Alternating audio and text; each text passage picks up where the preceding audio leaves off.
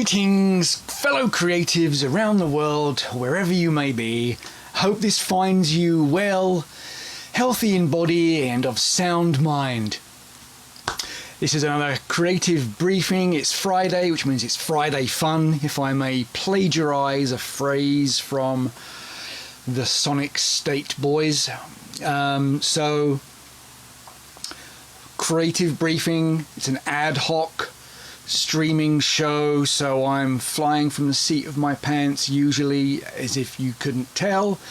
And I try and look at a different aspect of creativity in every episode. Music, synths, guitars, amps, design, animation, video, synths, animation, design, Photoshop, synths, lots of synths basically. It's how I have my jollies when I'm not doing Photoshop or video. So anyway, try and explore lots of different aspects of creativity. And while we're in this situation for the time being, I'm focusing on trying to help people or encourage people who are maybe think they're not creative into exploring their creativity, and maybe people who are creative in one arena to maybe explore another angle, so that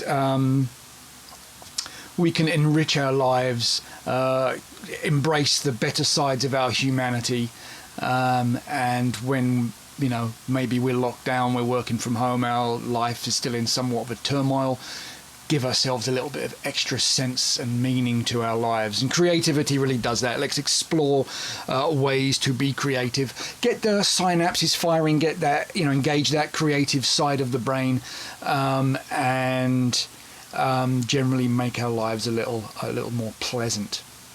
I think creativity does that. Art, music, writing, photography comes in many shapes and sizes. Creativity, there's lots of ways you can be creative. I've only explored a small handful of them here so far, and I'm looking at ways to expand upon that. But Fridays, it's Friday fun, it's music. So I'm going to look at another micro setup here again. You see a different controller in front of you here. Let's take a quick look at the overhead, and we have here on the main window we have Syntronik by IK Multimedia. It's another free download, it's another freemium model. That is, you can download a free version that has a lot of stuff to get you started, and in case of Syntronik, it has a really lot of stuff to get you started. There is a tablet version, iPad, I'm sure there's one for Android as well, excuse me, and there are various upgrades, as I've sort of mentioned in other episodes about some of IK or Native Instruments software instruments. So it's a standalone, so you can play it without having to host a massive DAW, digital audio workstation session. You don't have to get into a multi-track session, so you can just launch the program, connect your controller, and be playing and having some fun. And the great thing about Syntronik is it's multi-timbral. What does multi-timbral mean? Well, a timbral is a sound, and a multi-timbral synth means it can play multiple sounds at once. In this case, it's a 4-track or 4-channel multi-timbrality, which means it can play 4 different discrete synthesizers on 4 different channels with 4 different effects chains, 4 different mixer settings at once. So you can create very deep layers, or you can create keyboard splits, which I'll show you in a moment, and play bass, mids, and lead, all from one keyboard. And I will demonstrate that right now. So on the deck in front of me, I have Arturia's Keystep. I've played with the Arturia Beatstep before, which is more like a pad controller, and it has some knobs, some rotary encoders, and it has a 16-step step sequencer, a monophonic, 1 step at a time sequencer. The Keystep is a mini key, I think it's like a 37 key or a 39 key mini key keyboard controller in a typical sort of piano sense. You know, you've got typical keys laid out. And it also has a sequencer and an arpeggiator. I'll get into that in a second. So you can play a sequence on one channel and play the keys over another channel. It's also a polyphonic sequencer so that you can actually sequence chords, which is really, really powerful, really, really helpful. And it means you can, of course, play lead over those chords because you're not limited to playing one note, one sound at a time. So really, really useful. It's a little more expensive than the Keystep, but they are, again, have been out a while, so there's lots on the used market for good prices. And it's super, super powerful, super versatile, and lots of fun, and it's very deep. And also, just say the sequencer is like a 64-step sequencer maybe, so you can create long 4 or 8 bar patterns, or maybe sort of verse chorus sequences that can then sort of loop through without having to juggle presets or anything like that. All right, so let's get into Syntronik real quick. As I said, it's 4-channel. So at the top here you see the A, B, C, D. This is where you will load up your individual synthesizers.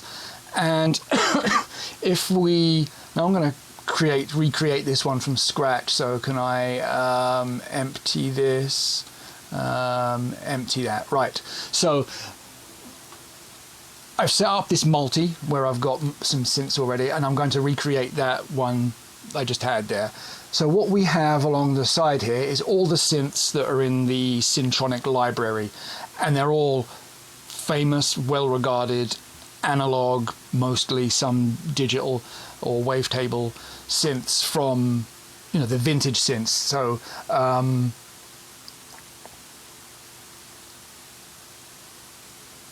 let's take a quick look here. So you've got, Juno 60, the Jupiter 8, got the Mini Moog, Oberheim OX, the Pro 53 that I demonstrated a few episodes ago. They have a Prophet 5, which is the same vintage analog synth that they have modeled. So they have a Prophet 5 in here. The SEM, which I forget who created the SEM. Looks like a TB303. Looks like a little bass machine. So lots of. They have the Bully. That's another Moog. The Andromeda. So some great vintage synths that are highly regarded and lots of fun. And as far as the modeling, as far as the authenticity goes, I've never played with any of these vintage synths. They're very rare, very expensive, and if you can find one that isn't sort of broken or worn out or in need of service or repair, then it's going to be commanding very, very high prices. So all I can relate to is tales and stories of the experts and reviews of what these machines are like. So having said that, let me grab one of these fast. Let's grab that. So it's sample based, I believe. So when I click this, it's going to load the instrument. So it's loading those samples into memory. So I take it that they've sampled the classic and they've modeled some of the behaviors in software, quite exactly how they're doing it under the hood, I'm not entirely certain. It's black magic as far as I'm concerned. The synths sound great. Whether they sound completely authentic, like I say, I have no benchmark to reference them to, but they do sound great, and they sound close enough to other samples of these synths I've heard on the online in various places. So that being said, it doesn't really matter how authentic. I always feel it doesn't really matter how authentic it sounds. Does it sound good? If it sounds good, then it's good enough. And when you add in EQ and mixing and effects and things like that, you can make any sound drastically different than it originally was. And if it makes you feel good when you're playing it, then that's all that's really important. So this is the OXA, which is like the Oberheim OBX, I believe, and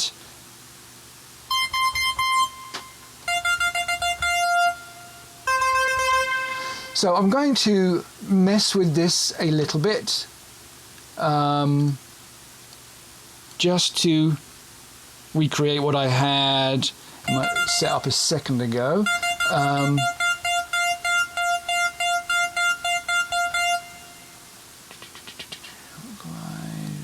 the way down, make it let it go.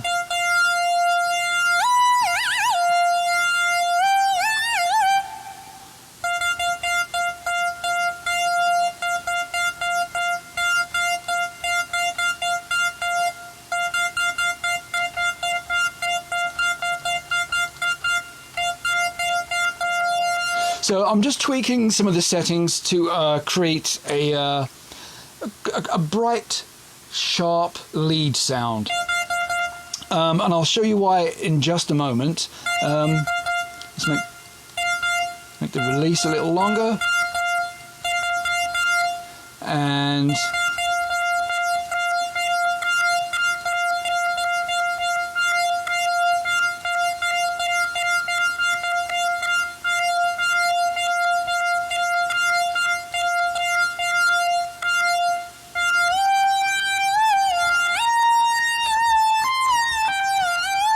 Alright, so that's good enough for now. Let's just concentrate on the sounds, and let's take a look at the other two sounds in my little multi here.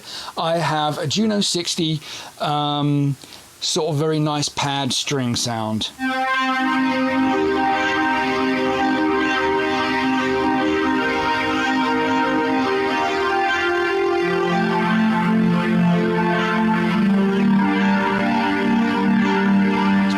Juno 60 is, again, it's up there and one of my top 3 favorite vintage synths. I love the Juno. This sounds really nice. I'm sure there's some little idiosyncrasies that are not present. It's a fairly basic sort of synth model.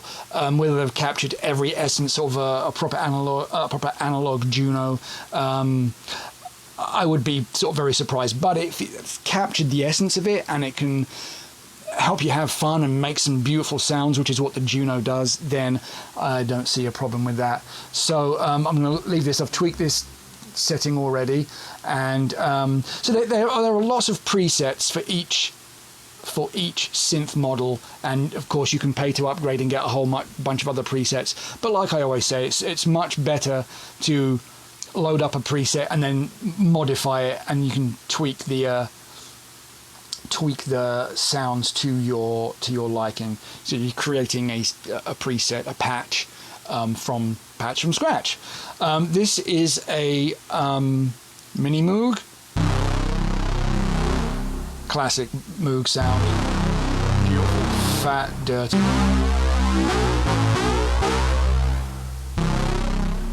So if I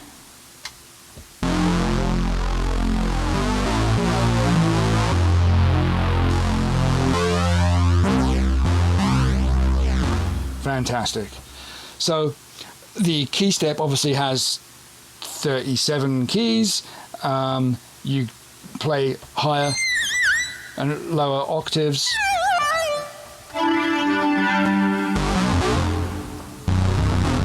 Through the octave pads here.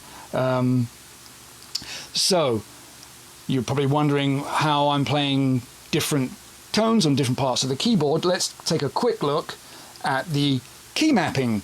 So you can see the Moog preset I have just restricted to these keys down here. It won't play any keys that are played in the higher register. So I can, and if you look at the keyboard map at the bottom, you can see which note I'm playing. You can see where it falls in with the range. So that is within Moog range. And really what we're doing here is tone mapping, your frequency mapping. You want your bass tones, obviously, so you're playing the bass pattern, the bass notes in the lower register. So you want to make a nice bass sound that's filtering out the high end, filtering out a lot of the mids, and just concentrates on the lower frequency sounds, and effects and EQing and everything accentuates and exaggerates and helps build upon that sound.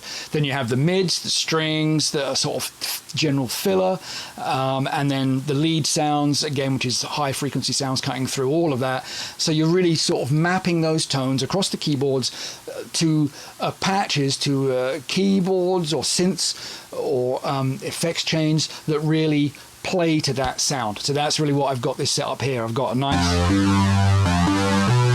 nice bass sound on the Moog, because it really, you know, lends itself to that. On the mids, I've got a lovely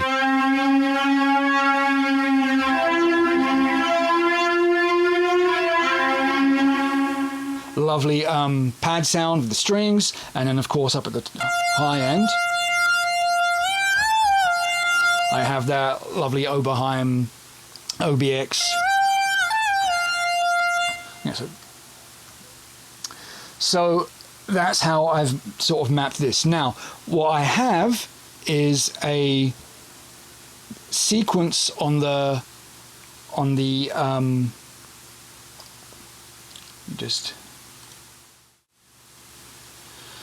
I have a sequence on the Keystep set up that plays in the lower register that's really just playing the bass line.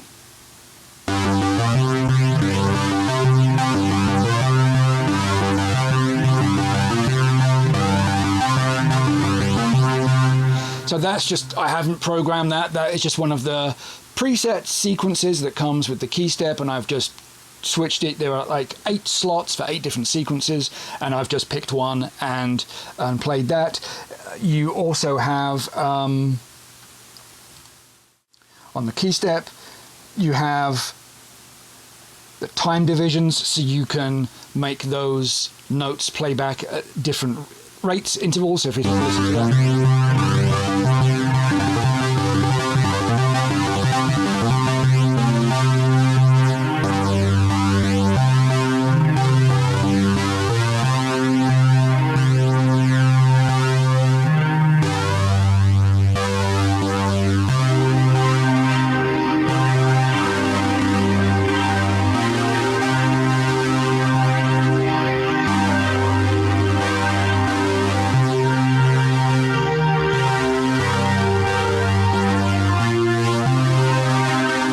So put that back to 1/8. So you can, even with the same tempo, if the beat, the Keystep is mapped to, or sending clock or receiving clock from a larger MIDI setup, it can be locked to that tempo, but you can effectively slow the multiplication, or the division of notes. So you can be playing, say, at 120 beats per minute, and it may be on 1/8 notes, but still at 120 BPMs. You're now playing most effectively 60 BPMs as the notes are half. So quite useful, quite versatile. Also on the Keystep, so we have your 8 slots for the different sequences or arpeggiator patterns. I'll cover that in another video. This is whether the overall tempo, your stop record, you can record your sequences in live, you can input them step by step, and you have a number of functions here which I won't get into right now for playback and performance. So let's take a little look at, we've got the keyboard mapping here. So I've got my bass and my mids and my lead spread out over the keyboard. I have my sequence playing just the bass. I have my pad in the middle and my lead up at the top. So I'm good to go for a sort of a full performance. Also, let's go back to the patch I just created. As well as this library of amazing sounding synths, you have your mixer section up here, so you can pan to left and right across the stereo field. You can adjust the volume or the master volume. You can solo and mute each instrument if you're testing and building your patch. So panning stuff across the stereo field really thickens up the sound. Not everything is coming straight down the center. You can spread it out across, and you can have like different sounds in your ears and get some really nice full stereophonic sounds. That's really cool. Also, you have this amazing array of effects which just come built in, and you don't have to pay to upgrade. It's all part of the free version. So let's take a little look. We have this lead sound. Actually, I'm going to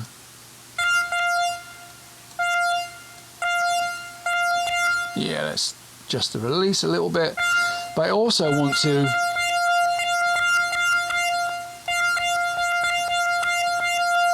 turn the sub, or don't need the bass frequencies, the mids, and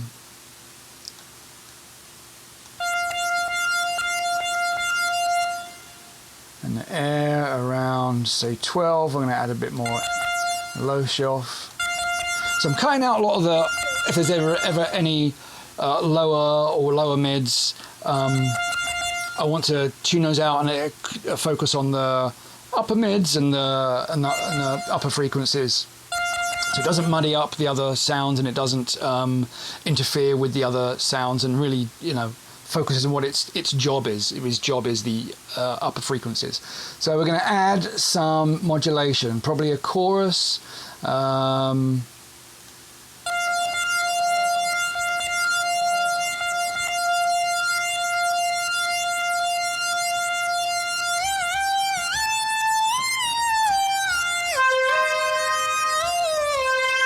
Okay, has a little bit of a thickness to it.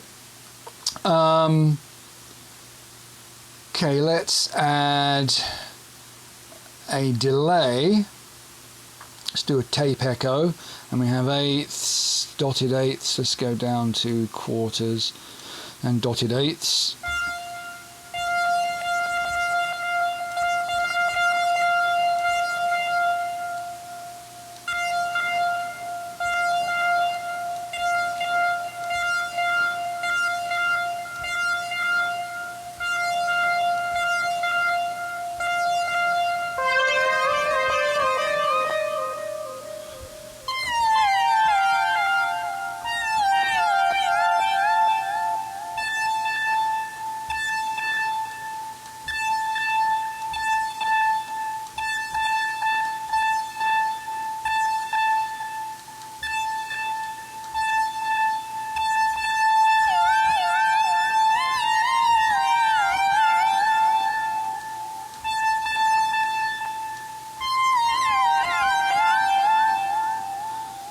Okay, so last thing, add a nice fat reverb to this. Hall reverb,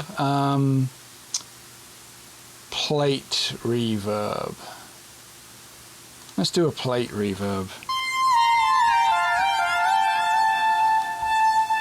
Frequencies, turn the high damping down.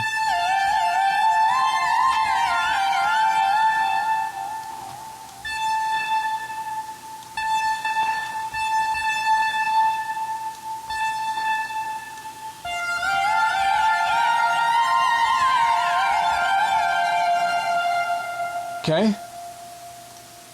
All right, so what do we have here? We got channel strip with in the chorus and a nice rotary. Let's before we get into the performance, let's solo these sounds so we can see what they sound like.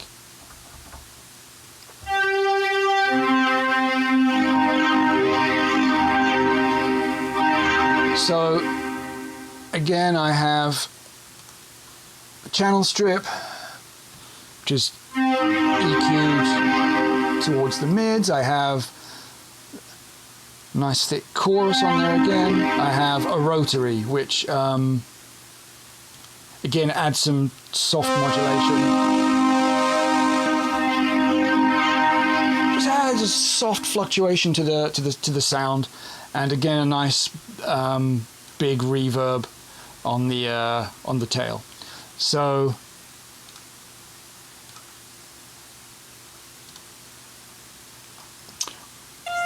we looked at the lead. Let's take a look what we have on the bass.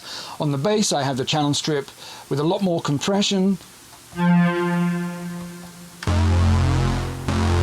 also with like a black. It's an LA-76. It's another recreation of a famous analog compressor console. Again, very well sought after, well regarded, and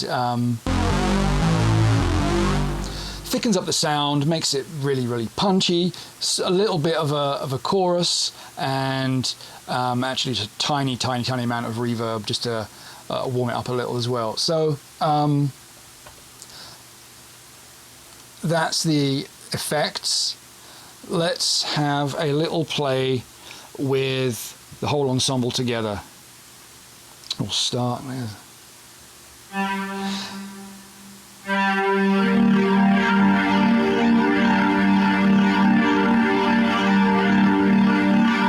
going to turn off the microphone so we don't get any feedback from the speakers. Let me do that on here.